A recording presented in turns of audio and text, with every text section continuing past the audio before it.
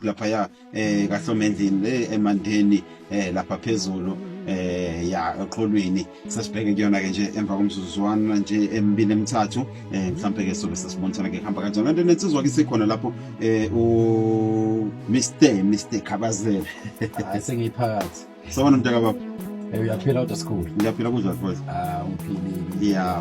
mfowethu konke kuhamba kahle hayi kuhamba kahle okay ngaphambi kokuthena ke selapha ujukule eMandeni ngaphambi kokuthena ke sekuyena ujukule eMandeni awuthi nje ngomsuthe angithi esingcwabe nje umona esingcwabe umona because baningi abantu abasebenzisa umona yazi umona esikhulu umona uyakwazi ukungcwaba iphupho lakho ngiyakuzwa mina yazi baningi abantu esikhulu kufanele abesikhuluma manje kuthiwa baphumelele kodwa ngenxa yomona ungcwabe amaphupha okay ngiyakuzwa mntana sekhaya kuleyo mona okusho uthana ke kunezinto noma kunabantu okumele ngabe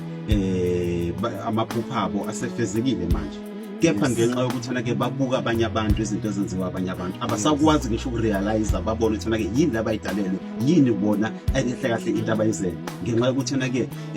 umona wabo wenza uthana ke mina ngibuke iphupho lakho njenge motivational speaker ngikhohle ukuthi mina ngiyumsakazi bese ngifuna ukuthi ngingenelele ekutheni ngibe motivational speaker ngiyakuzwa mfethu yabona umona sikhulu babusa umona kuwena yes sir umona nephupho lakho ukwazi ukubusa ngo2 okay uNkulunkulu futhi akwazi ukubusa nomuntu onomona yes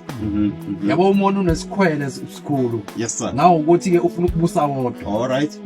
yabo umona esikhulu unesikhwele ngawo ukuthi ke ufuna ukuthi ngaso sonke isikhathi ngathi ungahlala phansi abantu labo onomona kubona behambe ngeemoto okay yazi sikhulu umuntu